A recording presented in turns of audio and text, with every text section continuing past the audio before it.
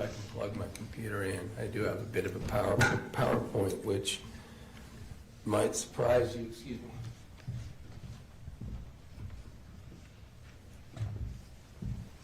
Given the gray in my beard.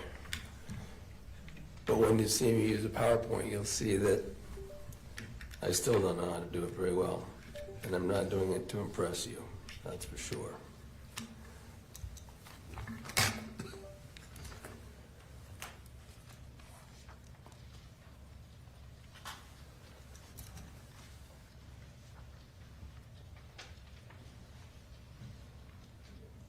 It'll warm up.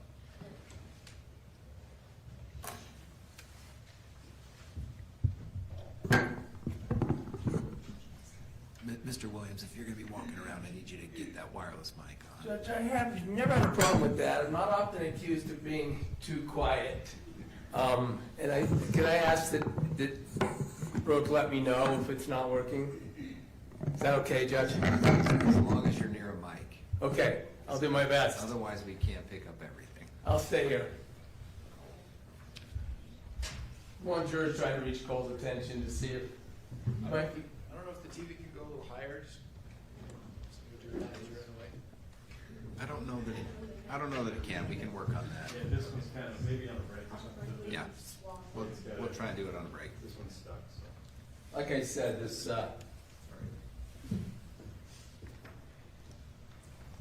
PowerPoint may not be that important, may be helping me more than you anyway.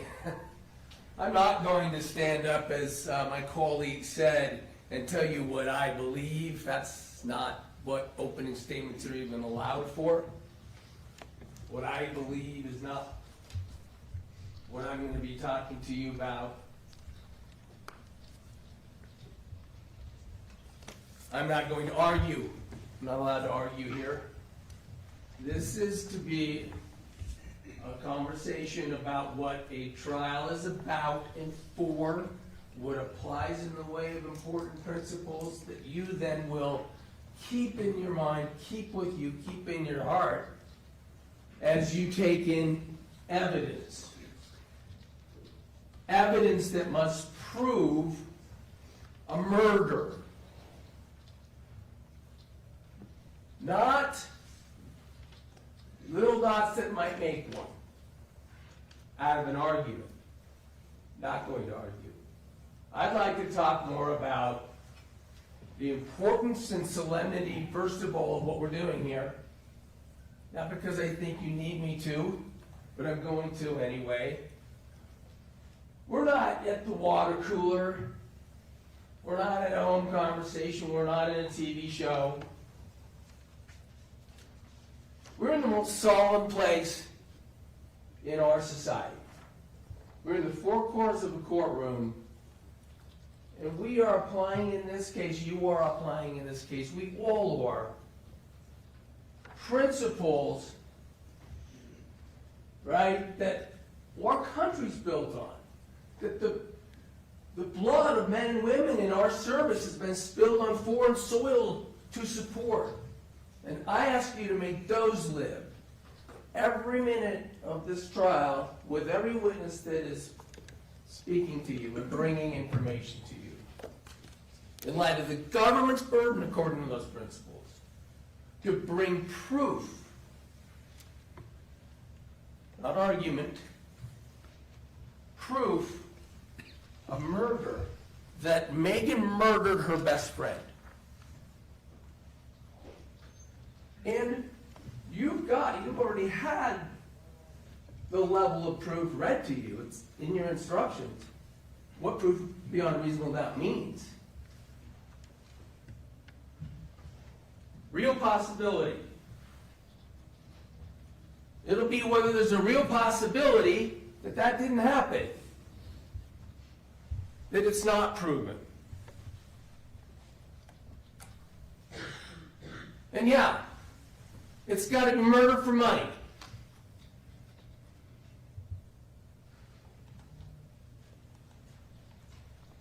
You will hear about suicide, because that's not murder for money, although it will be illegal, and you'll learn this at the end.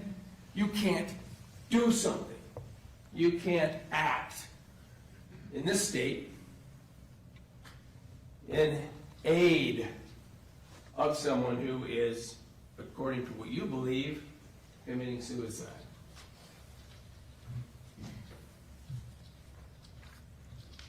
And quite frankly, that applies to if this person, in this case Casey Terry, doesn't intend to commit suicide. In fact, it's just faking it and overdoing it to her demise. And so the single question I submit, or the largest question, not a dot, but a question under the principles that apply, is, will the state prove by evidence, beyond a reasonable doubt, with no real possibility to the contrary, that something happened in that room that Casey Terry could not have done to herself? I'm going to talk about it. I'm going to elaborate a little bit more on the evidence that I expect you to see. I ask you to keep in mind that it's because the state has this burden that they go first. And witnesses are witnesses, I submit to you. They're not the state's witnesses, although of course you'll see and it will be obvious the biases that state's witnesses have. They know what team they're on. But they're still just witnesses. And when I ask questions, I ask you to pay attention, of course, to those answers and how they're answered, keeping these principles in mind as well. There will, however, also be evidence that you would expect in a case, in a court of law, with those burdens, in the way of forensic testing, medical information and testing, and those sorts of things as well. And there'll be an investigation spoken of by Detective Varney and by Richard Hales, who worked in tandem, although as you'll learn, Richard Hales works for the prosecutor's office. And I'm going to be critical of that. I'll get to that in a moment. I'll tell you why I think that effort isn't going to have been fair to you in your decision making in terms of the burdens of proof. Casey Terry Meggan, I'm going to put that up, Sundwall, I don't think it's going to be disagreed, or become the closest friends that you could imagine. And how it became that way, I think the evidence will show, is extraordinarily important. Because you will find that Casey Terry is exhausting in the attention that she seeks from Meggan. Exhausting. And the way that she seeks that attention and engages in this friendship is just to bombard Meggan with her complete misery with being on this planet. And constantly telling Meggan that Meggan is the only one that she can have a secret, confident relationship in about wanting to pass. And I think it will be clear, and certainly in Meggan's mind, spiritually relieved by passing from this earth. Now, the way she gains that, part of the friendship, the evidence will show, is not only to just bombard and constantly talk to Meggan about how Casey wants to die and wants Meggan to be part of that. We're going to talk in a minute about Lee and Renee, Meggan's parents, who were there, because they had been asked by Casey Terry repeatedly to give blessings to Casey as she was going to die, and had gone to do that before, based on what Casey was claiming. Casey Terry absolutely planted beans that were going to grow. I might toggle back on and forth on this a little bit. Sure, you heard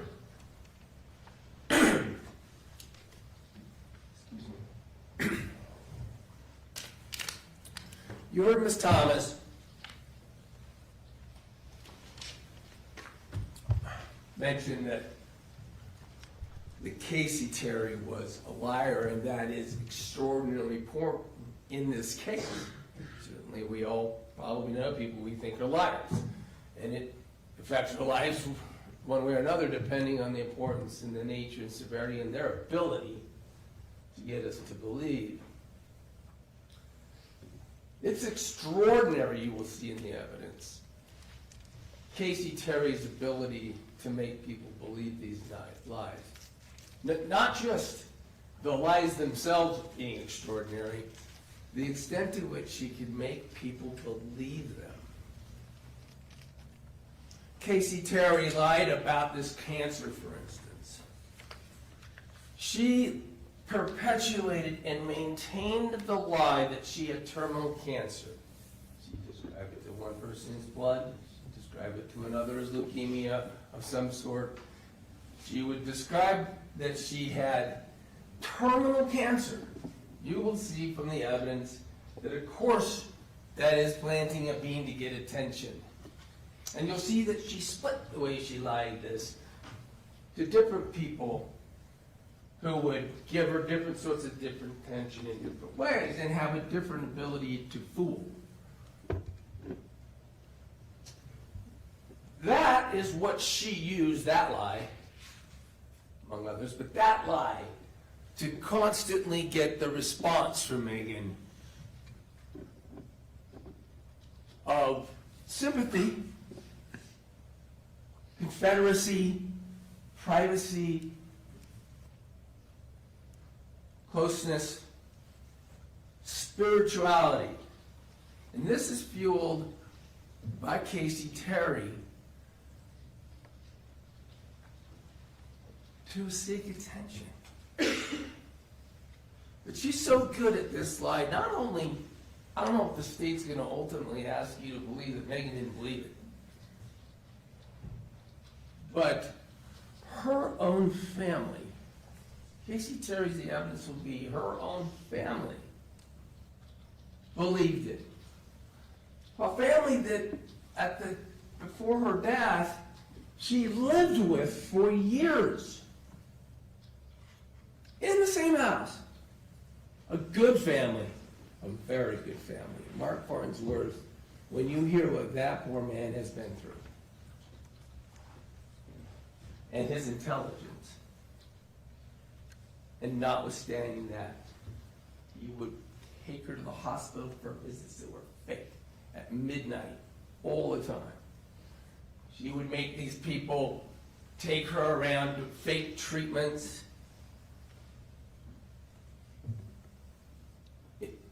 For years. And it's because they believed her. They learned she didn't have any cancer. They learned she didn't have these other ailments. She would talk about kidney disease. They learned she was healthy when she died, according to the doctors. They learned it from the doctors at the hospital.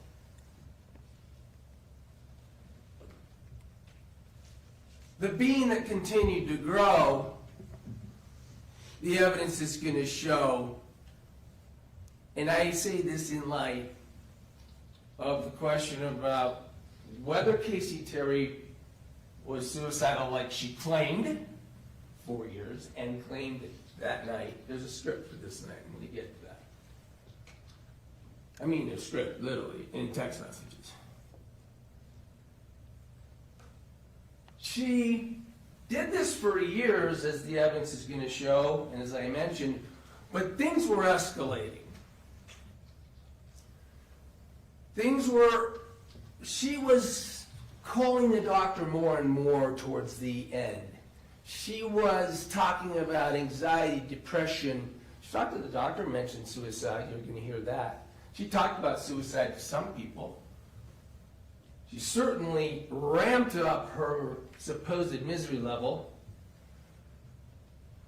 It's not just opiate use and opiate abuse and opiate addiction that was going on with Casey Terry.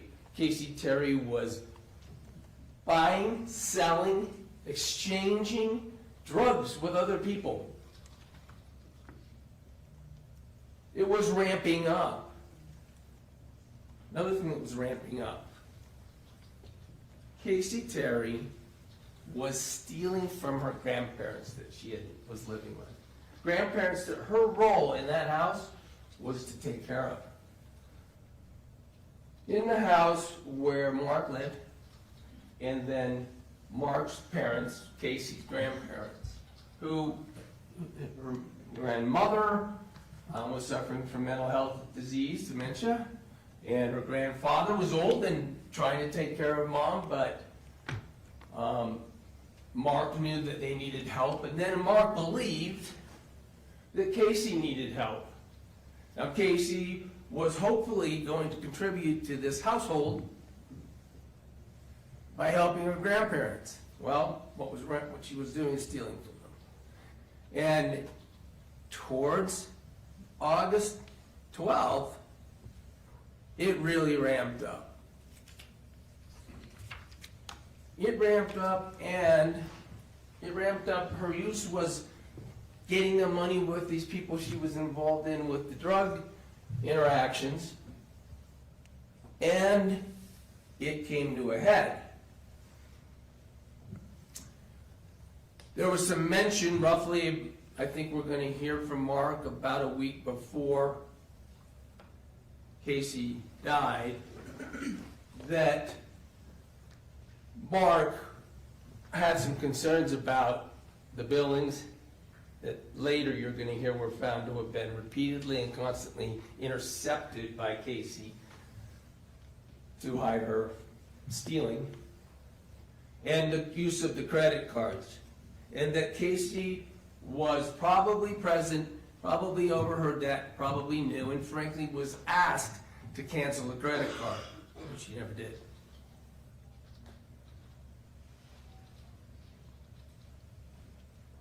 So as you contemplate the state's position that it's somehow ludicrous to believe that Casey Terry was actually maybe going to take the off-ramp that she had created, the evidence will show, you'll be able to contemplate whether the being had grown out of control. And she knew that life as she knew it, as a liar, had finally hit the critical breaking point, and it was going to come out. Now, Meggan Sundwall, you're going to hear about, was an easy mark for Casey Terry. The evidence will show, and it will show through the very communications that are going to be introduced. I submit to you, cherry-picked to the extent out of 28,000 text messages that go on. Of course, there's phone calls, they have meetings, these people are friends. At one point, as you heard, they lived together. Meggan and Mitch let Casey live with them. That she never called her on it, is what you just heard. The evidence is going to show. Meggan wouldn't call her on it. When Casey would tell her stuff that was ridiculous. 74 degree temperature. You're going to see and hear that happened all the time. Meggan offered unconditional love to Casey Terry. She didn't call her out on things. You're gonna hear that even her doctor didn't call her out on some stuff when Casey Terry, as her doctor, I expect, is going to agree and testify, use the medical service process to gain attention by coming up with false maladies. You're gonna learn, there's going to be Kyle Hancock. He's a psychologist, he's clinical work, and he's done expert work. And he can help you understand, even from an expert standpoint, not only about someone like Casey and someone like Meggan, but what that means in terms of those two types of people having a relationship and the dynamics of that.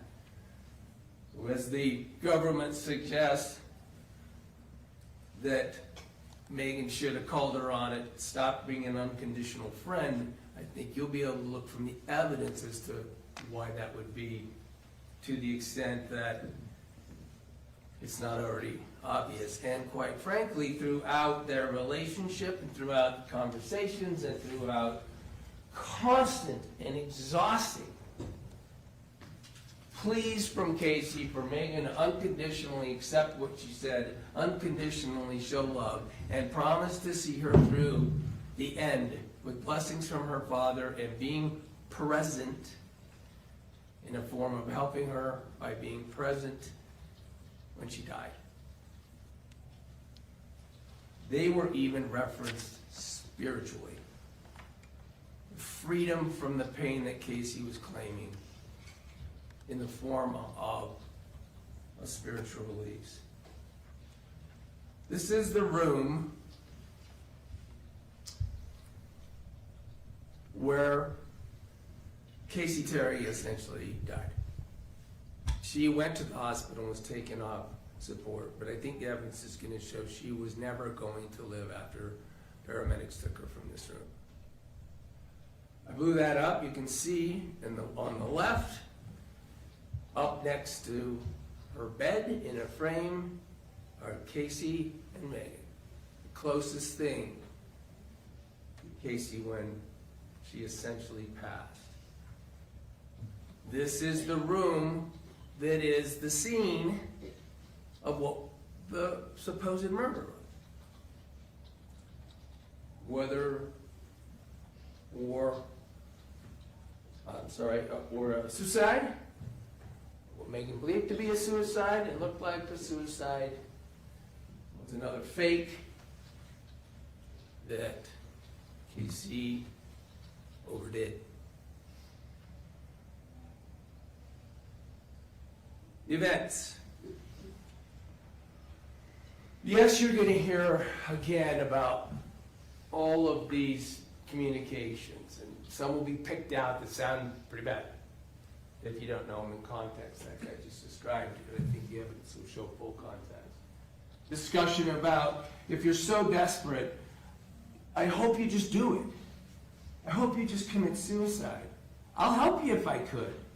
Meggan says she's being bombarded by Casey begging to go. And by the way, this is an insulin overdose guy. It's not a new topic in their relationship.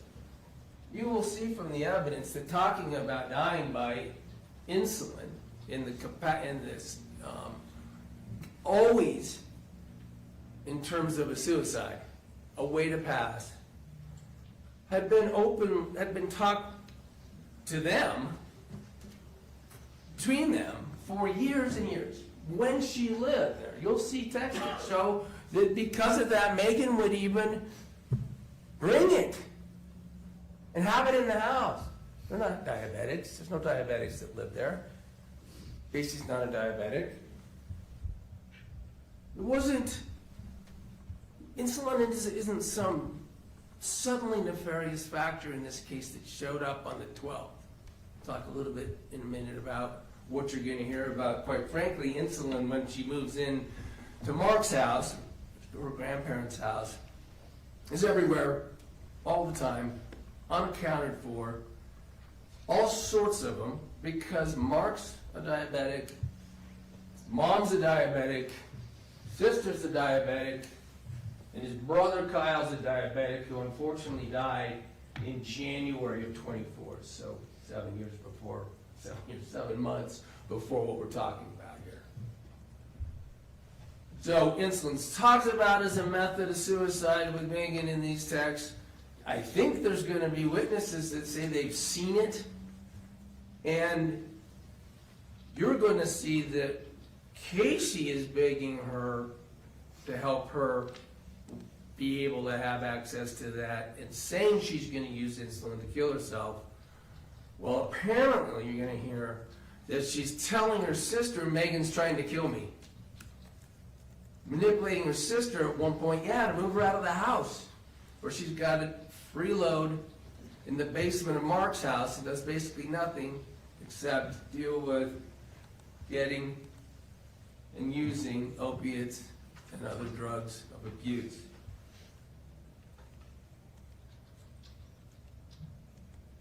The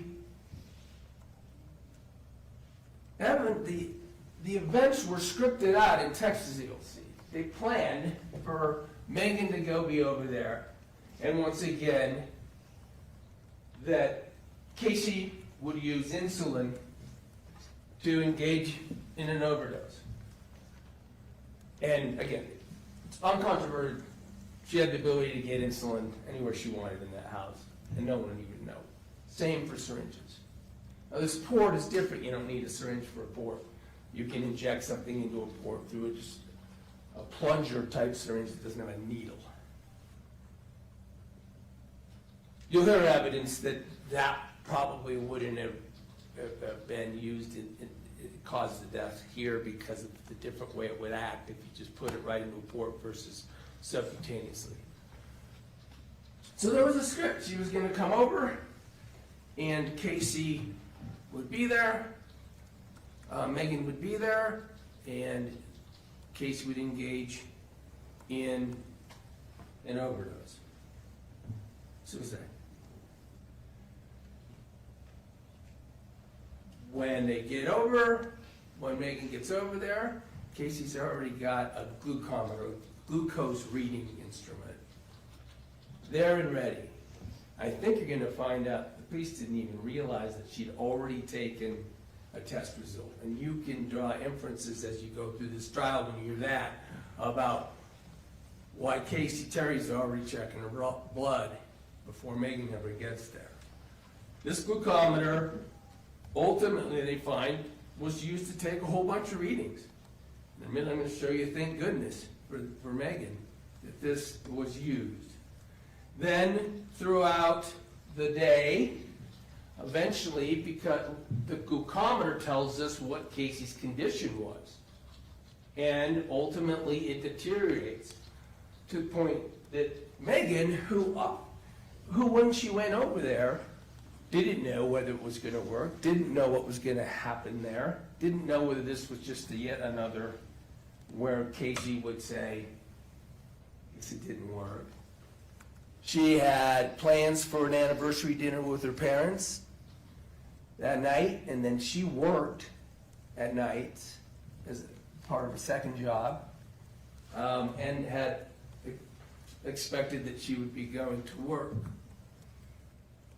And when it was clear from the use of the glucometer that, and what she could observe, that Casey probably was done from her cancer and or the insulin overdose, she was not going to live. And so Meggan called her parents. And her parents left the dinner, or I can't remember, I'm sorry if they'd already started, but they abandoned their dinner plans and came over. Lee and Renee went in there. Now, I think the evidence will show that neither Casey, despite all these years, nor Meggan is ever going to tell anyone that that's how Casey was going to pass. Part of the confidentiality, part of the sanctity of their relationship. And as we're talking about in a minute, probably something that quite frankly, even though she was willing to be present for, even encourage in terms of her release, not consistent with, she could get in trouble. Get in trouble with work, her license, etc. Isn't letting her parents know what had been happening during that day. Just that she was dying. And that Meggan had stayed with her. But what happens is, by the way, you're going to hear and see in the text, some text message evidence that all through this time, Casey had constantly told Meggan she had a do not resuscitate, a DNR. She had constantly told Meggan that Meggan was going to be power of attorney. She had gone to burial plots to talk about the places she was planning on being buried. She had told Casey that she wanted Bella, her dog, cremated and buried with her. Bella, by the way, is, I think, a sister or brother to Megan's dog, too. Came out of the same litter.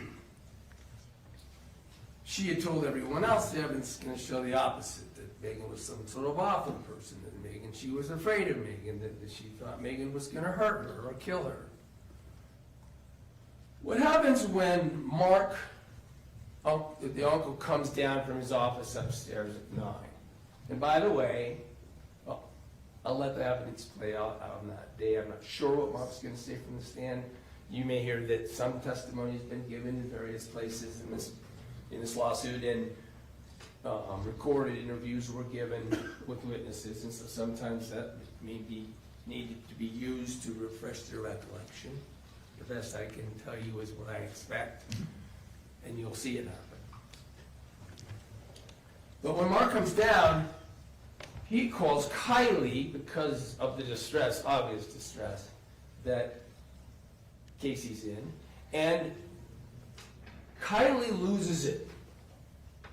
She says, call the paramedics.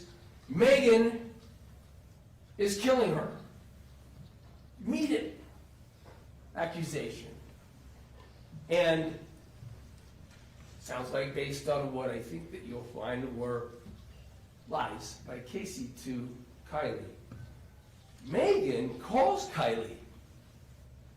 And Kylie lays into Meggan, get out of the house, you're killing her, I'm going to get you put away or take you out or something to that effect, and screaming at Meggan accusations. The importance of that is for you to consider what Meggan does end up doing, which in a lot of ways made it look pretty bad. She now knows that someone's going to actively go after this. She ultimately, on this subject, speaks, she has this worried response. She does speak to the police, but she also, I think the evidence will show, realizing she's going to be accused, realizing she was there, maybe suicide will come up, it's on everyone's phones, deletes like 280 messages about insulin. I think the evidence would be over the course of all of this communicating time, there's probably 5,000 messages with insulin in them. These are close in time and proximate to that day. Sure thing, I think the evidence is going to show that Meggan would have preferred not to have anyone know she was present when her friend passed. But does the evidence prove she did something? You can't do something to help someone in a suicide. And no one here is, I mean, we all know you can't kill them. In her interviews, she doesn't tell the story. She explains what she did. She's not asked much. I think they're going to play the interviews. She doesn't tell what happened in there. They used a glucometer. Casey was committing suicide. And she deletes these texts. Can't do that. Her worst reason is it makes you look pretty bad. Police say that as they're finding out about the deletions of texts and stuff. The police are telling her, doesn't look good for you. The text does not look good for you. Being there with these texts that talk about insulin on an insulin overdose does not look good for you. But in one interview, Richard Hales, now Special Agent Hales, I'm going to work hard to get it right. My understanding is it's new, it's a Special Agent title, and so I've been referring to him, and everyone deserves their title. Detective, Special Agent Rich Hales. He explains what the principles we're applying in this court mean. Dead on. Does not look good for you. So we're doing other things. DNA, forensics, medical. You're saying you didn't do anything. When he asked her the blunt question, did you do something? Did you do something in that room in relation to Casey's overdose on insulin? You've said no, that's great, but if there's evidence to prove otherwise, we have a problem. Meaning Meggan. Fair enough? Meggan says, yep. And if there's not, I will ride off into the sunset.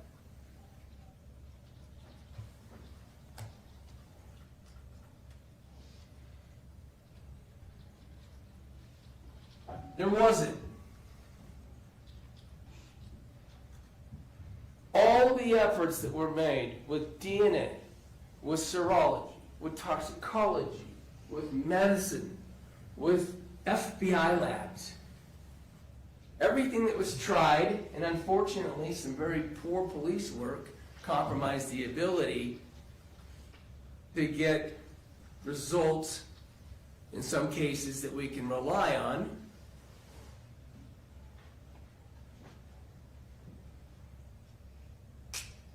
Failed to prove in a court of law, failed to be evidence and proof that Meggan did something in that room. And the reason is confirmation bias. Confirmation bias occurs when an officer believes in or searches for evidence to support a favored theory while ignoring or excusing contrary evidence and is disinclined to change the belief. It's normal. We all have confirmation bias. But in police work, we can all imagine and agree we need to pay attention to the evidence of how it could have affected the proof beyond a reasonable doubt. Whether it makes Meggan look guilty. If you think at the end of the trial, of course, that she did it, you'll have to acquit, because it has to be proven. Or proof that Meggan's guilty with no real possibility otherwise. That's in your instruction. So what was the evidence? In the room, the paramedics come. Yes, Meggan and her family are told to get out, and they do. They leave. Although Meggan's mother, who also believed in the DNR that Casey said she had, and that Casey desired not to be resuscitated and to go to where she wanted to go, was pretty mad. She was pretty hot. She said, Meggan is her best friend. You're doing the wrong thing by calling the paramedics. And then they're ushered out, told to get out. Mark calls them, the paramedics come, they do what they need to do. It's always tough on a scene. We're going to call it a crime scene. That's the state's theory, is that it's a crime scene. Because they need to do what they need to do, and sometimes it can affect, obviously, the integrity of the crime scene. They leave, and here's what is ultimately in that room. Syringes. 2 syringes are found. There's some of the plunger type that you could use for the port. 2 syringes at least. Turns out there's 3. I'll get to that in a minute. That are insulin syringes. In other words, the means for Casey Terry to utilize them to inject insulin into her body. And like I said, the evidence is that that's not surprising since they're all over the house and available to her at any time. They send these syringes. Let me be clear about the two syringes, because I just misspoke. There's a syringe that is found over by where Casey Terry is. I think the evidence exhibit's gonna be 2, or not exhibit for you, but police item number. The one found in the room. What happens is,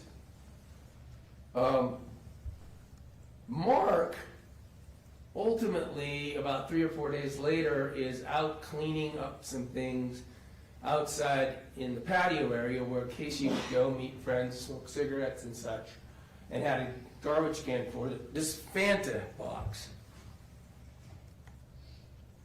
up in the upper left-hand corner.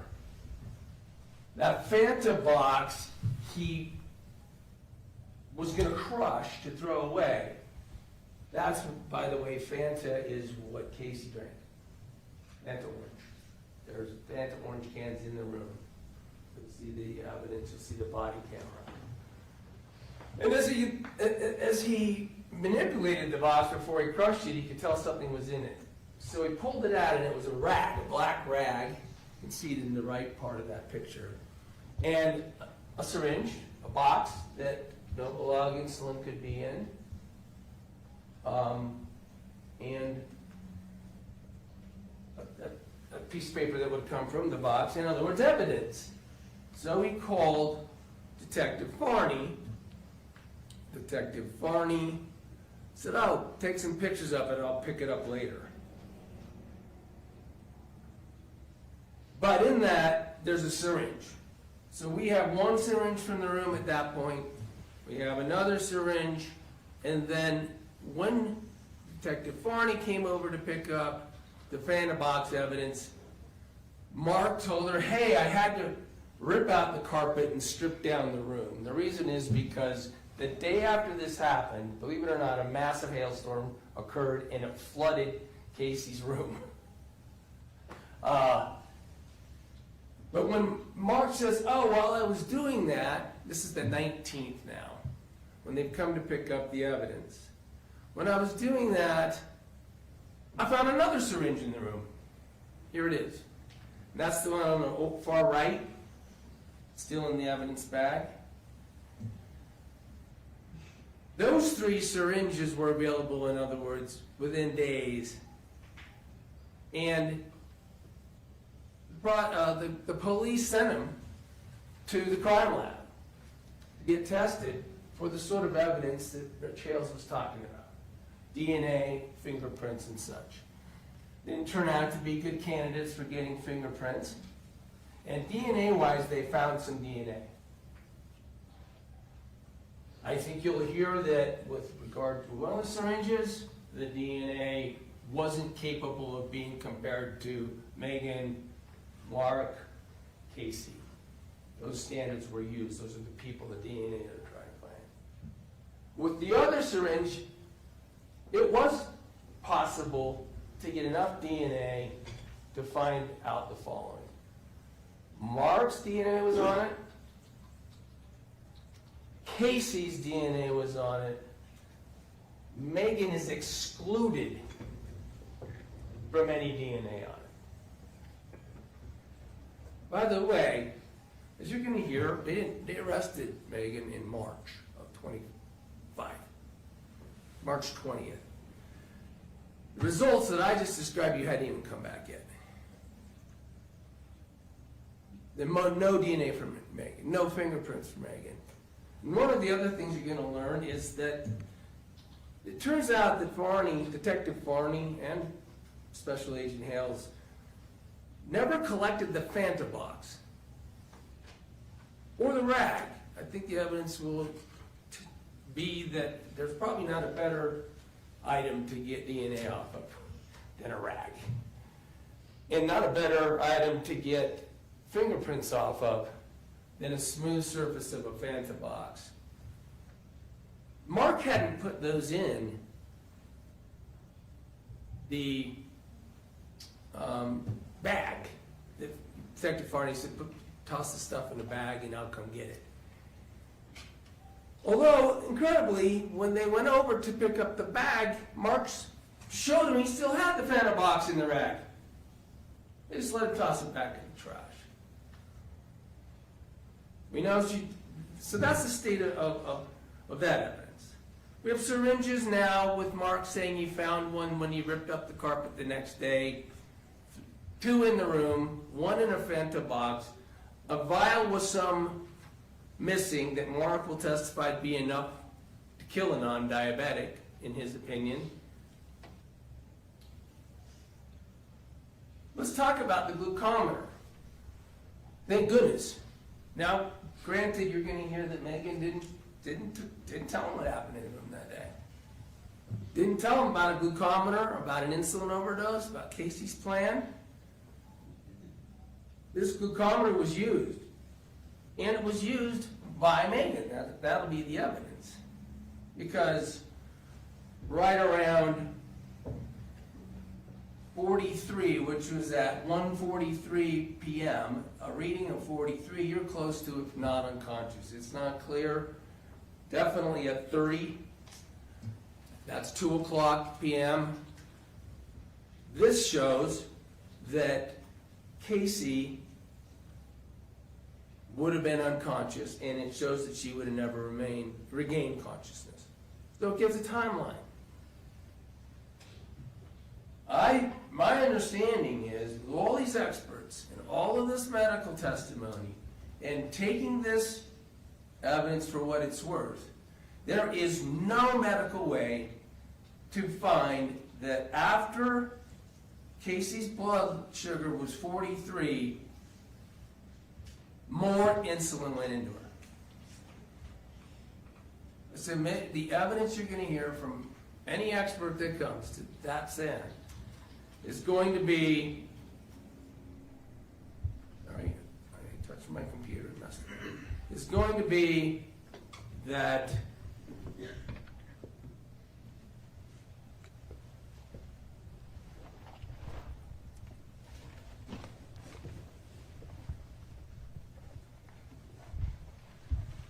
whatever time insulin went into Casey Terry, she would have been able to do it to herself.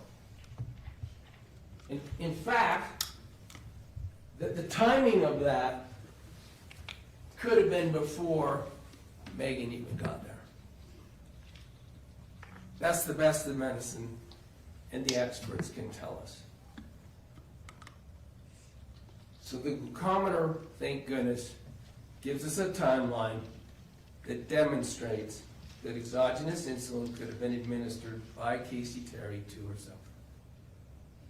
And no evidence shows that anything would have been injected after she couldn't do it to herself.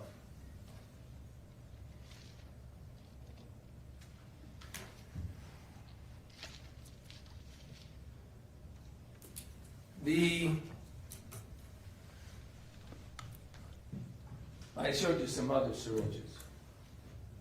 A couple months later, it sounds like, Mark actually also found more syringes in his brother Kyle's room, which is right down the hall, the next bedroom from Casey's.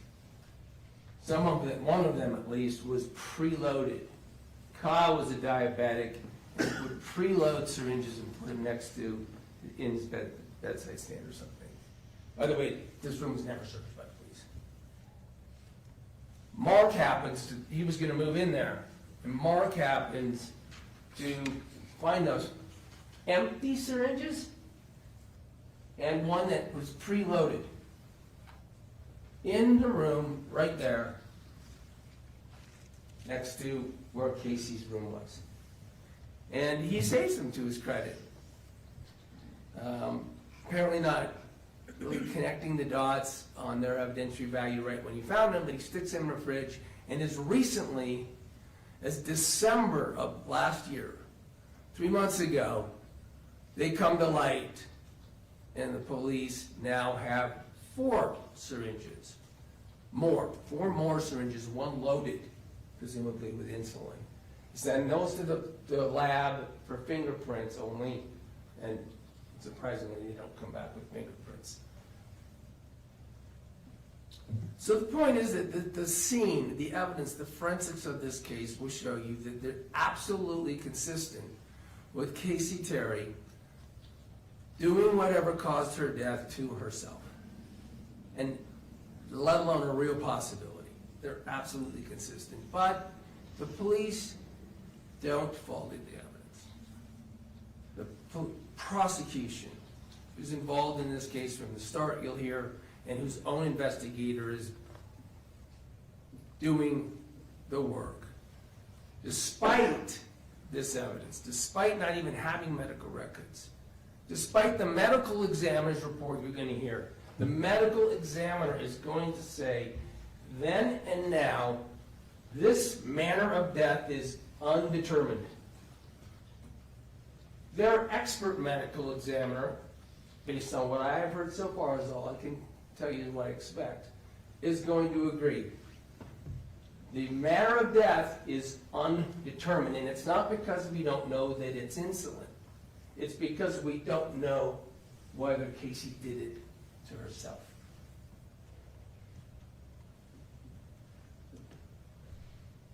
But this case is going forward anyway. The police went and arrested Meggan before most of these results were in, before medical records were back. That confirmation bias will drive all the way into this courtroom. I ask you to pay attention to that notion, pay attention to the responsibilities by these principals in relation to that.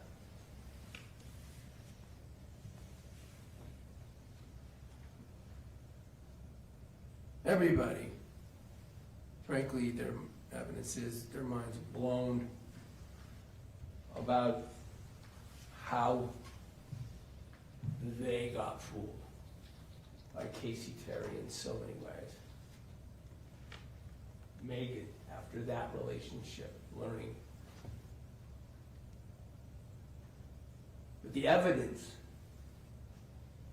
regardless of all this cherry-picked texting we're going to hear about, absolutely will not prove, according to the principles that apply here, Meggan's some murderer or even some helper in suicide, other than a comp gun and a best friend who watched her friend die but got charged with murder. For that reason, you'll be returning a verdict of not guilty. Thank you.